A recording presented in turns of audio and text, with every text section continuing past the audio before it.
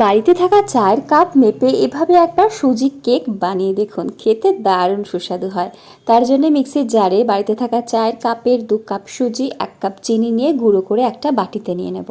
এর মধ্যে ওই কাপেরই 1 কাপ জাল করে উষ্ণ করে রাখা লিকুইড দুধ দিয়ে ভালো মতো মিশিয়ে ঢাকা দিয়ে আধ ঘন্টার জন্য রেস্টে রেখে দেবো। রেস্টের জন্য সুজিটা ফুলে যাবে। এর মধ্যে দিয়ে দেব ওই কাপেরই 1/2 কাপ সাদা তেল অথবা গলানো মাখন, একটা ডিম। ভালো মতো মিশিয়ে নিয়ে 2 মিনিট ফেটিয়ে নিয়ে 2.5 চা চামচ মতো দিয়ে দেবো গুঁড়ো দুধ। আর ঘনত্বটা অ্যাডজাস্ট করব জাল করে রাখা লিকুইড দুধ নিয়ে, আর 1/2 কাপ মতো লেগেছে।